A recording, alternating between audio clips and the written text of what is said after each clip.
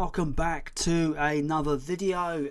Yes, I have been rewatching all of the Critters franchise. Critters 1, 2, 3, 4, a new binge and attack. And I'm going to be ranking them all in this video. Just a little bit of background on Critters. Now, Critters for me was a kind of interesting one where my cousin was into it, and I remember one day he put on Critters 3 and we watched it together, and I got really scared of the critters, little furballs with teeth that want to eat you alive. They like meat, they like alive meat specifically, and yeah, it just scared the life out of me when I was a kid. But I've grown up, kind of got an affinity for, like, you know, creature features, small and large, and I think when it comes to small critters causing havoc, I think Critters is my favourite. I think my favourite franchise for that, and I think I'm just drawn to them as a little critter, as a creature, over, say, Gremlins or Ghoulies, for example. Obviously, Gremlins being the big one. Obviously, Critters has always been kind of labelled as a Gremlins rip-off. I don't think Critters is really a rip-off, because the script was written long before Gremlins went into production, and the idea was floating around quite a while before Gremlins came out, and Critters was only given the green light because Gremlins was such a success, and New Line Cinema wanted that similar success. That's one of the reasons why Gremlins got greenlit. That's why people kind of see it as a Gremlins ripoff, because it came out after Gremlins, which is always a problem when a certain film of a certain formula gets massively successful, and the film comes out that is somewhat, even the slightest similar to it, it's going to be called a ripoff. But Critters is not. I think Critters have their own identity and personality that help them stand alone, instead of being copied. They're not a Gremlins copy, like they're their own thing. And I really have got an affinity for the films and the little creatures themselves. I think they're part horrifying and somewhat part adorable in some aspects. But yeah, let's get on to my ranking list for the Critters franchise. There is 6 entries in total, like I said. Critters 1, 2, 3, 4, a new binge, and Critters Attack. I'm going to rate them all. I'm going to rank them all, sorry. And then we're going to go into some little details about each one and why they hit that ranking. Yeah, it's all good. Coming in at number 6 is Critters 4. Now, this film is barely a Critters movie, in my opinion. Like, it was shot back to back with Critters 3, and it tells the tale. Basically, it continues from the end of Critters 3, where Charlie, he's instructed by Ugg that he has the 2 last remaining eggs, Krite eggs, and he has to basically put them into this little shuttle pod and send them away to the Intergalactic Alliance, so they maybe can preserve them, or as we learn within the movie, they want a species they can basically accelerate into maturity and then drop onto planets, and they want creatures that can self-replicate. You know, there's nothing better than a Krite, you know, self-replicating and can cause untold damage. So obviously, we learn in the film that the Intergalactic Alliance, now called the Terror Corps, they want to basically use the Krites as weapons. The problem I have with this movie is that it takes about an hour and a half for this fucking film to even do anything.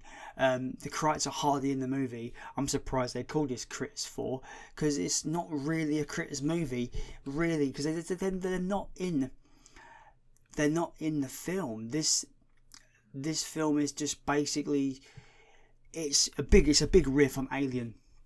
There's even a VHS rental cover that I've seen of Critters 4 that kind of spoofs the original Alien poster.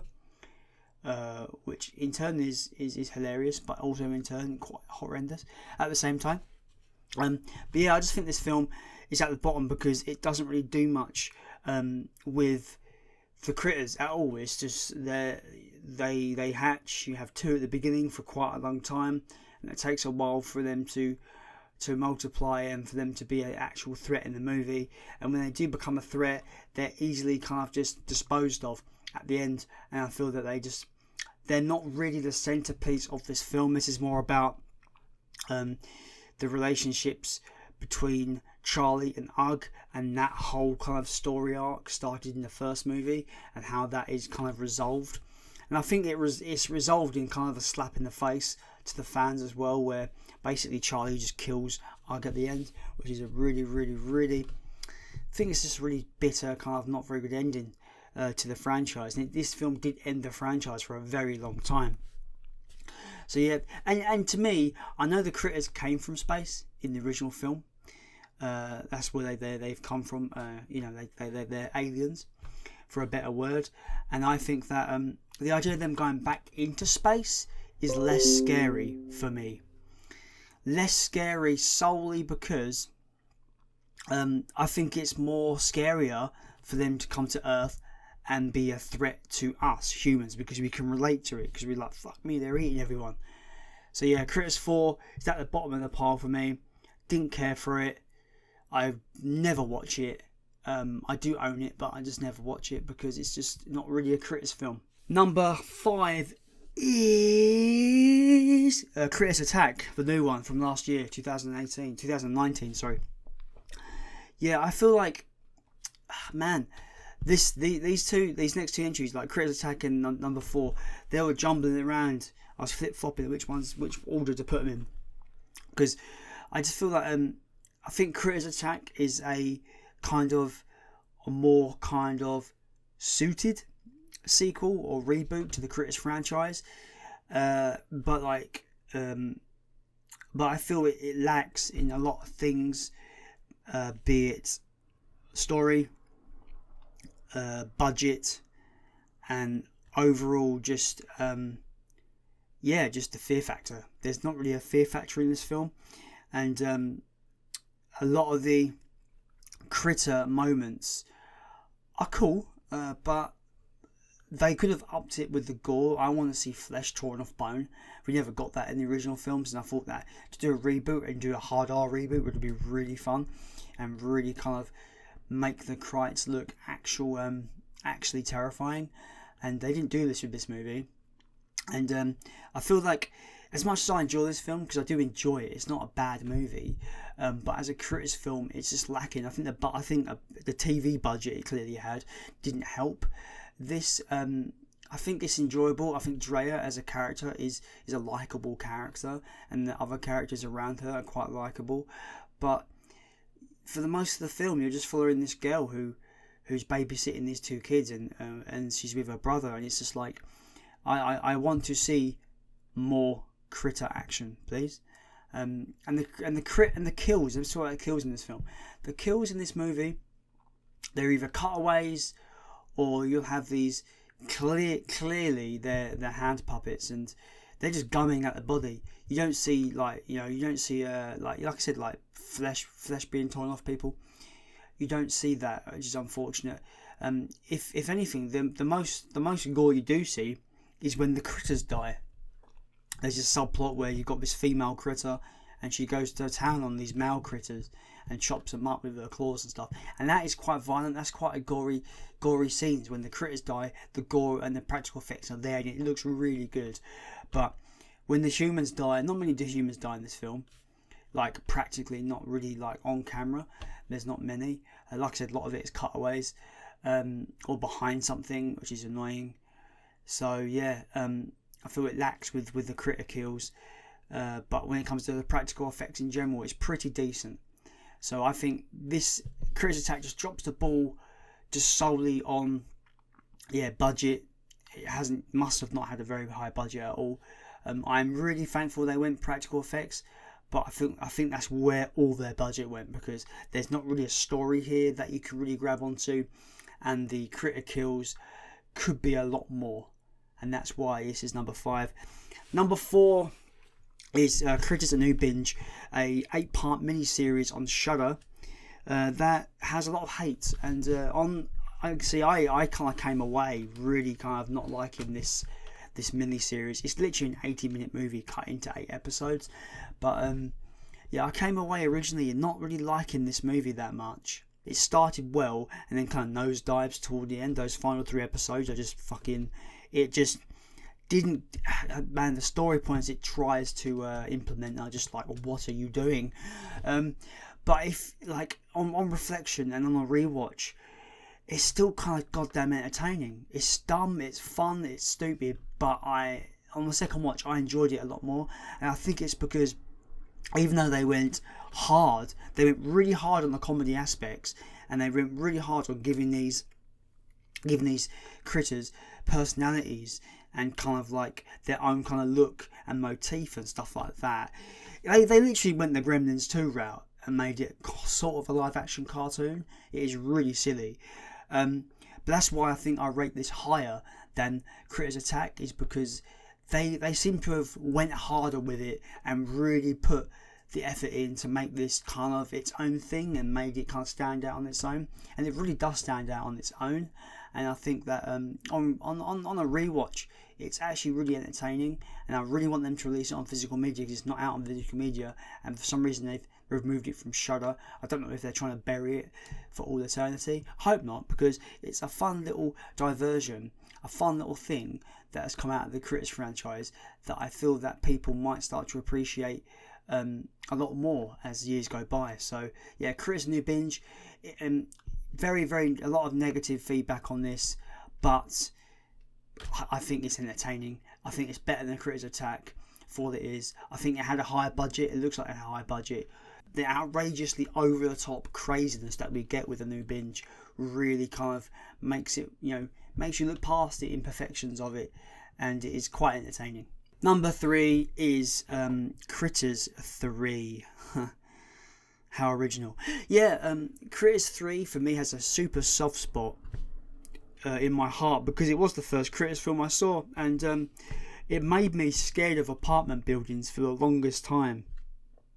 I think that's one of the flaws for this film, is that it's set in an apartment building.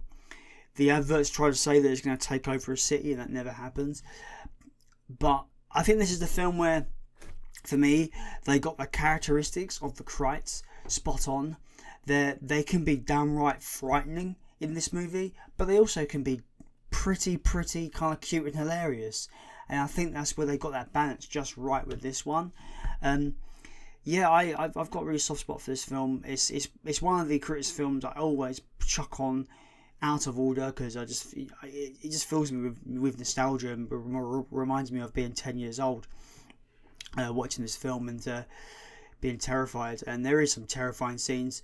The scenes with one of the scenes that always kind of terrified me as a kid was the landlord walking in, and Leonardo DiCaprio character kind of closes the door and wishes he was dead, and then the door slams and the critters on the couch all turn and look at him with these bright red eyes, and they're all like kind of like, we're gonna eat you now. And that whole sequence was quite frightening. As a kid, I still think it is quite frightening because he can't get out, the door's locked, so he has no way to escape. So that was one of the really frightening scenes. I think Critters 3 as well has one of the better critter kills in the franchise, where the caretaker Frank gets killed in the basement laundry area, and it's quite a brutal kind of kill. Like, he gets bitten, he gets mauled on the neck, and he stabs it with a screwdriver to get it off, and then he gets bitten, he gets eaten, he gets attacked in the gut, and he's trying to pull it off, and eventually that kind of knocks him down, and then he gets his face eaten off by a critter at the end of it. But I think that was probably the most creative kill in the whole franchise. I think it was the most enjoyable kill, in the franchise. And I just think Critters 3's got a lot of charm. I quite like the characters, even though they all have plot armor for the most part. The main three kids have plot armor. The little boy, the main girl character, and Leonardo DiCaprio, they all have plot armor. and the other supporting characters all have plot armor. No one dies aside from the characters you don't like, which is usually the way of things with these kind of movies. But yeah, I think this is a fun little movie. It's got loads of gags. The critters just like being silly, crazy little fucking buggers and causing ruckus.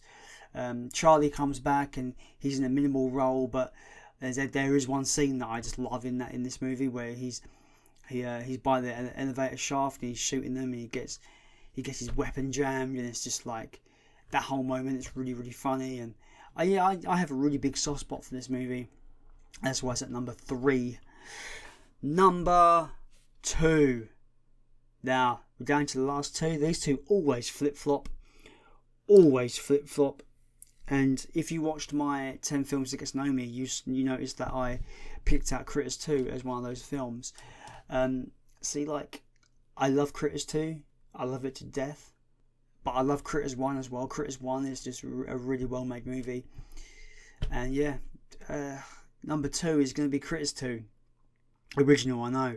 I love this film to pieces. I think it does everything a sequel needs to do. It ups everything that came before it. There's more Krites. The threat is bigger. It's a whole town being taken over now, and I think that's really good. You've got up the stakes, and the stakes have been upped in the sequel, and it's great. The shenanigans for the whole movie, gag after gag. I just think it's a really hilarious movie. One of my highlight moments is the Hungry Huffer scene where they're all just causing havoc, and then the bounty hunters come in, and they just go ow, and they just get blown to pieces. Introduced the Critter Ball, which is synonymous with Critters now, the giant Critter Ball of all the critters combined into one giant ball. It's iconic for me for the franchise. Yeah, and it's just really well done. I think it's clever for them to do the Bradley Brown returns kind of story. He comes back, but he happens just to by happenstance he comes back, and then the critters come back. It's kind of that kind of cliche kind of storyline, and I do like it. It's a fun movie. It's cheesy as all fuck though, mate. Like, it's cheesy as all hell, but it's a fun movie. It's probably one of my favourite creature features ever. But it's number 2 on my list. Number 1 is, of course, Critters from 1986, the first movie in the franchise, the movie that spawned the whole thing. The reason why I'm putting Critters 1 over Critters 2, even though I think Critters 2's superior in a lot of ways, is because for me Critters 1 is the film I always go to when it comes to Critters. I think I've seen this film the most out of the whole franchise, and I think when it comes to like pacing, characters, and the overall movie, I think it's done the best. The shenanigans with the bounty hunters are hilarious. You just love these two characters. They're just so likable. Yeah, the Brown family are just really likable. Dee Wallace, for me, is the highlight of the whole movie. Her acting is spot on. It's fantastic. She can act pissed off. She can act stressed out, upset. Her acting is spot on in this film, and I love it. I just think this has some of the best comedy moments in the Critters movie. The moment where the two critters talk to each other, they have weapons, so what? And one gets blown away, and he screams fuck and rolls away. Probably the scene that everyone remembers from this movie. The kill count is not high, but I think the fear factor is higher though. It's got perfect pacing. It's got perfect introducing the characters. It's got that great fear factor where you get scared. The moment where Dee Wallace's character is in the kitchen, she's washing up, and then she sees the critter's eyes rise up through the window. That is horrifying. That is fear, and I love it. But also, like I said, with the they have weapons scene, it has a lot of wonderful comedic moments as well. Like the scene in the barn where Bradley lights the little firecracker thing, and you're always questioning the critters' intelligence. They seem to be intelligent enough to communicate and fly a ship, but yet they have to eat everything they see. So if the critter picks up this firecracker and eats it, and then it blows up inside him and he dies. Like, it's just silly stuff like that. They've greatly balanced that fear and comedic tone throughout the whole film, and this is why Critters is top of the list. I think it's the quintessential small monster movie, even though, like I said, I love the second one probably more, but I think this one is top of the list because it's so well made, especially when it concerns it probably didn't have a very high budget. I think the critters themselves, they look great. Like, the actual puppetry looks really fucking on point, and they look scary. Like, I genuinely think they look scary in this one. And obviously there's this massive plot point where it never goes anywhere after this film, where the more they eat, the more they grow. A lot of people are wondering why that didn't kind of pass on to the sequels. I've got a feeling it might be a maturity thing. That's the reason why. They've matured. They're older Krites. They've matured, so now they can grow. Whereas most of the, all the sequels are newborns that we see that grow into the regular size Krites. But yeah, I just think this film is so well made, and it's the one I've seen the most. It's the one for me that I can really remember every scene. I know the whole film kind of shot for shot, really, and I just think it's great. I just think it's a great little monster movie. I love the thing I love about this film, where it starts off in space and it sets this film up as an alien movie, where these are aliens that are deemed highly dangerous and they were prisoners. I just think that it's completely different from what you would usually set up a monster film like. And also with this film, what I like about it is you get this kind of 50s monster movie vibe as well, where you got the town drunk who's he's getting signals in his teeth and he thinks he can hear aliens. They're coming. No one believes him, and then he's kind of like coincidentally vindicated by the end of the movie. I just think this film's great. That's why it's top of the list. Critters, 1986, fucking awesome movie. Let me know down below in the comments your favourite Critter films, or rank them yourself. Tell me your rankings. I would love to read them down below. Anyway, I've been Jason, and I'm out. Goodbye.